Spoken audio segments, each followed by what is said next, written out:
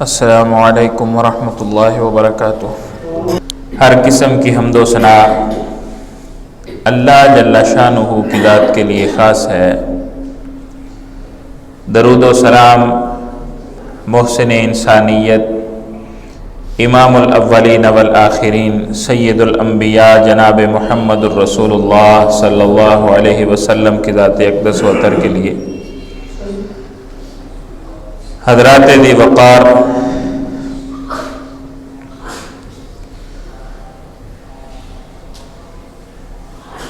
مسلمان پہ حقوق یہ اعلیٰ اخلاق کی تعلیمات میں سے ایک تعلیم ہے، اور یہ وہ تعلیم ہے جس کی تکمیل کے لیے اللہ کے رسول صلی اللہ علیہ وسلم اس دنیا میں تشریف لائے، آپ کو نبوت عطا فرما کے اس دنیا میں بھیجا گیا۔ آپ علیہ الصلاۃ والسلام کی زندگی کے مقاصد میں سے ایسا کوئی مقصد نہیں تھا کہ دنیا میں اعلیٰ انجینئر پیدا ہوں۔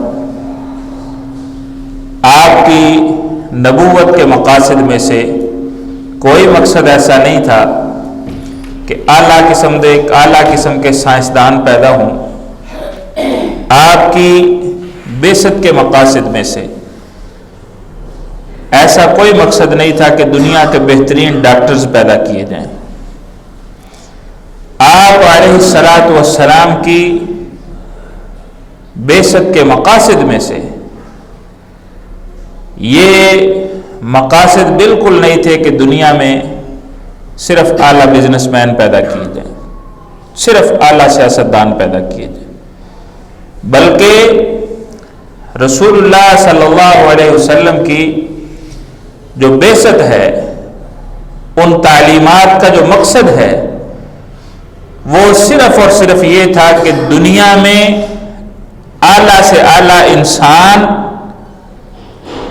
اعلیٰ سے اعلیٰ لوگ پیدا کیے جائیں۔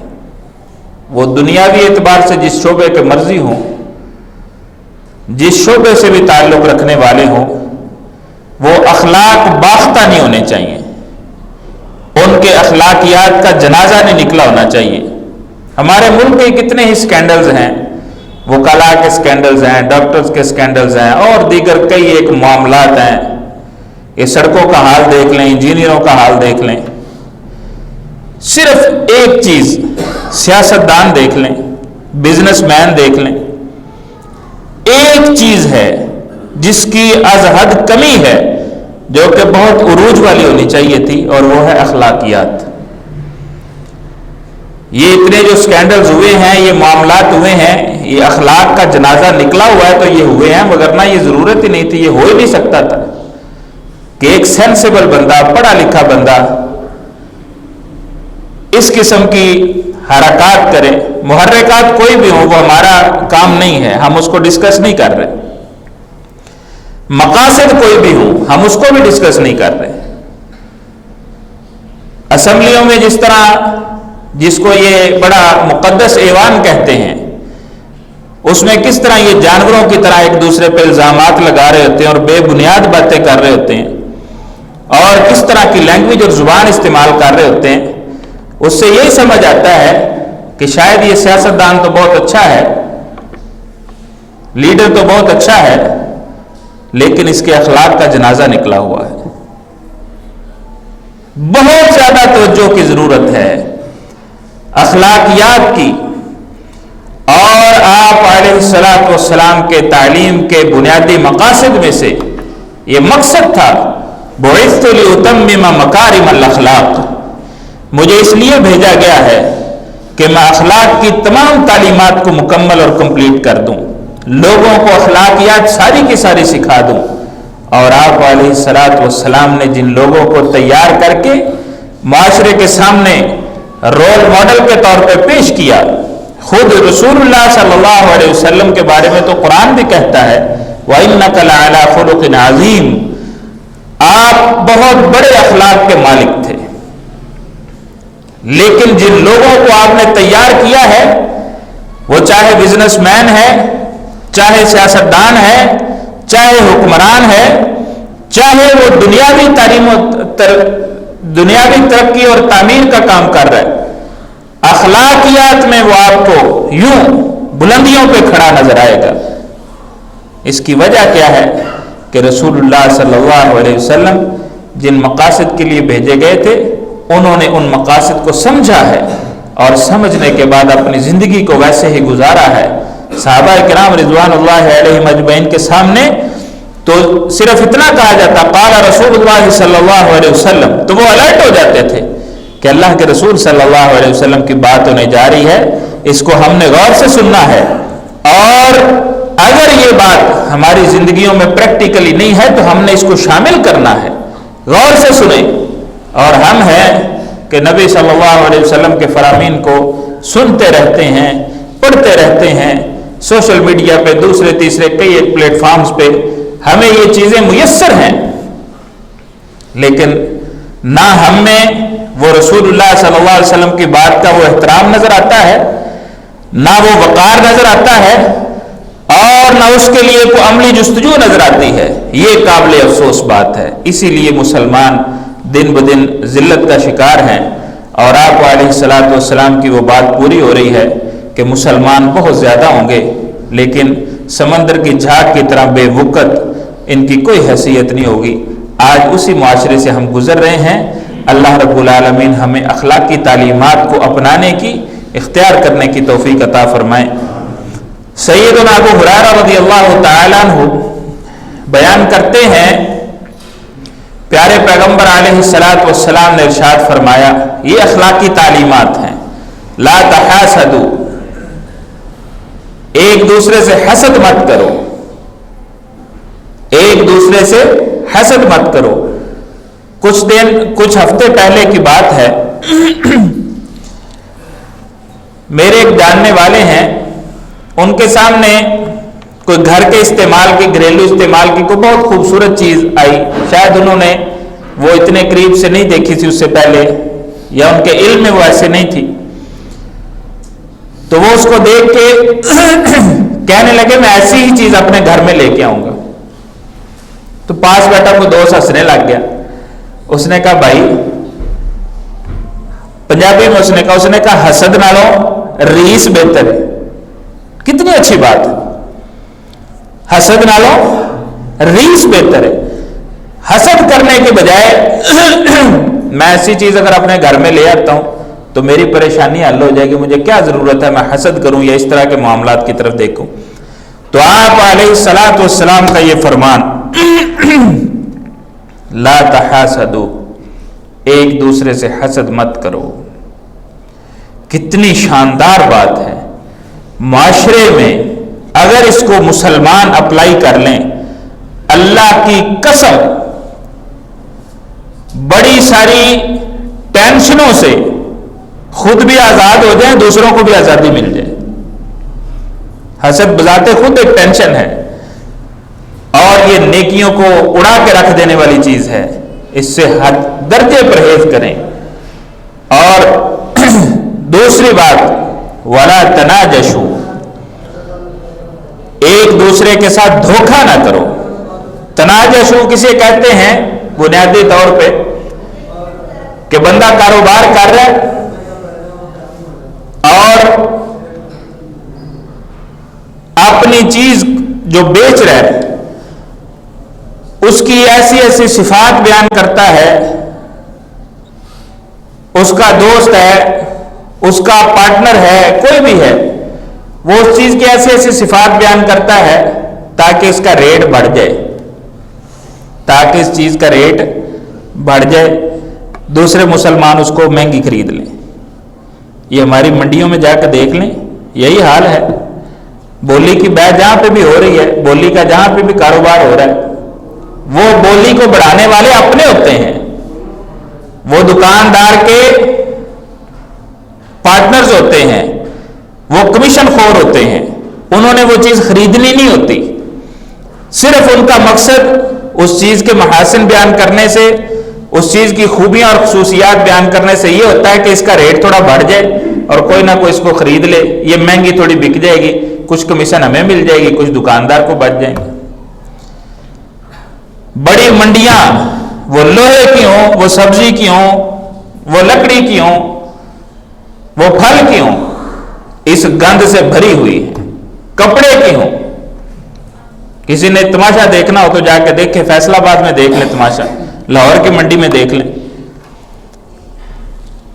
آپ علیہ السلام نے فرمایا وَلَا تَنَاجَشُوا، کسی چیز کا ریٹ بڑھانے کے لیے اپنا ہی بندہ اس کی صفات بیان کر کے اس کا ریٹ مت بڑھاؤ، کسی کو دھوکہ مت دو۔ ہم اس تعلیم سے کہاں ہیں؟ اور پھر بڑی منڈیوں سے کوئی چیز مہنگی لائے گا تو پھر آگے مہنگی بیچے گا، وہی تو ایک سیریس سی بات ہے۔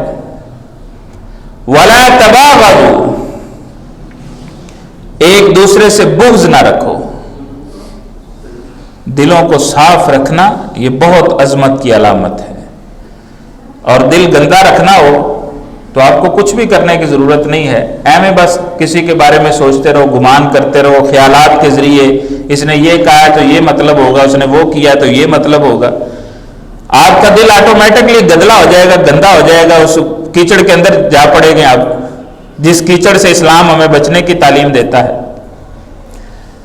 وَلَا تَبَاغَضُوا، ایک دوسرے سے بغض مت رکھو۔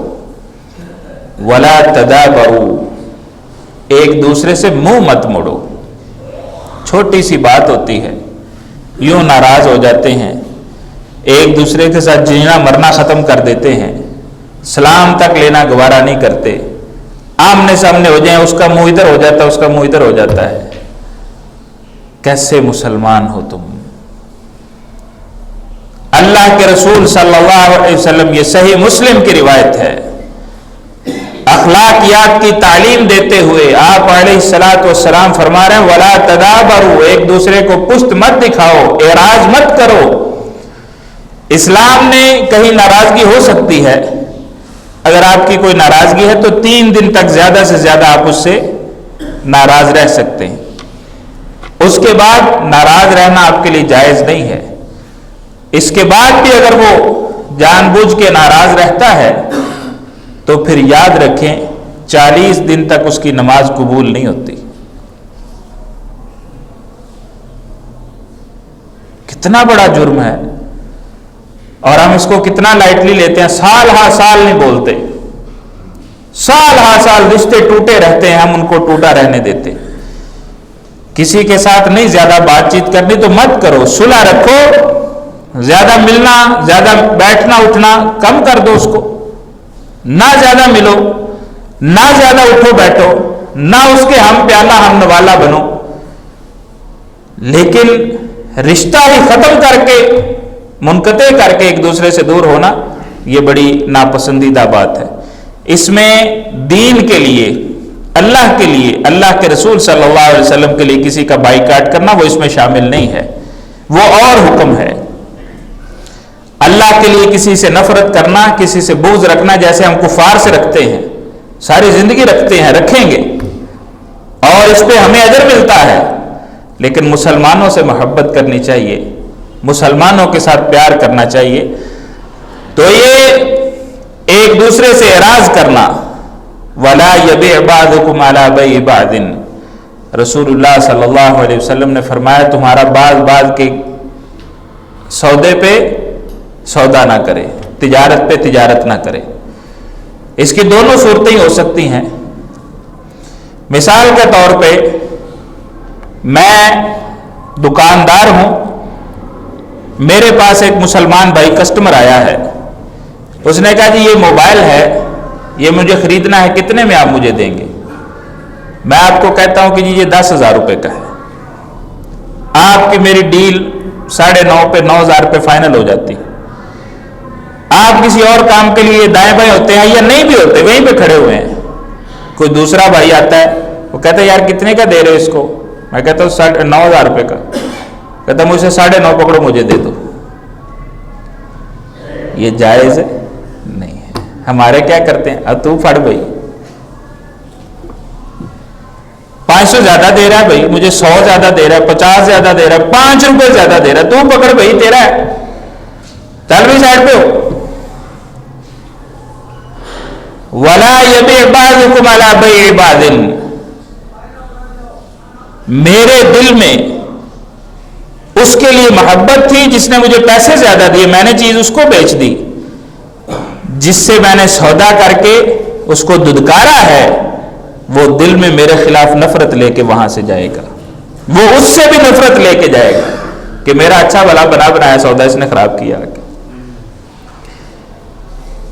ایک تو یہ صورت ہوگی کہ دکاندار ہے، اس کو گاہک نے آ کے ٹریپ کیا، دوسرے مسلمان بھائی کے تجارت پہ اس نے تجارت کر دی۔ دوسری صورت گاہک کی طرف سے بھی ہو سکتی ہے کہ میں کسٹمر ہوں، ایک دکان پہ گیا ہوں، میں نے کہا جی موبائل کتنے کا ہے، میرا اس کے 9,000 کا جو ہے وہ آپس میں طے ہو جاتی ہے تجارت۔ کوئی ادھر سے دوسرا آتا ہے،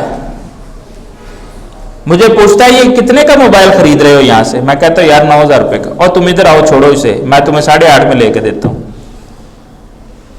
میری اور اس کی تجارت ہو چکی تھی، ہم ایک ڈیل ڈن کر چکے تھے، یہ آیا اس نے میرا بازو پکڑا، ہو میں تمہیں 8.5 میں لے کے دیتا ہوں، وہ جا کے مجھے 8.5 میں لے کے دے دیتا ہے۔ یہ نفرت کا باعث بنتا ہے، یہ تجارت جائز نہیں ہے۔ جب ایک سے بات ہو گئی تو پھر ہو گئی، یوں کوئی تیسرا آ کے درمیان میں دونوں کو ٹریپ مت کرے۔ ولا یبیع بعضکم علی بیع بعض، کتنی چھوٹی چھوٹی باتیں ہیں۔ اللہ کے رسول صلی اللہ علیہ وسلم ان کی تعلیمات کے لیے آئے تھے، ہم ان کی تعلیمات کیوں نہیں سیکھتے؟ اور پیارے پیغمبر علیہ الصلوۃ والسلام نے اس کے بعد ایک بڑی ہی پیاری بات ارشاد فرمائی، یہ حدیث ابھی مکمل نہیں ہوئی، انشاءاللہ آئندہ جمعہ اس کو مکمل کریں گے۔ وَكُونُوا عِبَادَ اللَّهِ إِخْوَانًا، اللہ کے بندو بھائی بھائی بن کے رہو، اللہ کے بندو بھائی بھائی بن کے رہو۔ پیچھے تعلیمات کیا تھی؟ ایک دوسرے سے حسد نہ کرو،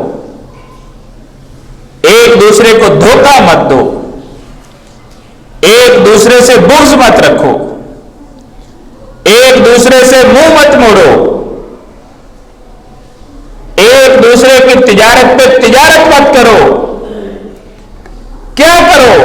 وَكُونُوا عِبَادَ اللَّهِ إِخْوَانًا، اللہ کے بندے اور آپس میں بھائی بھائی بن کے رہو۔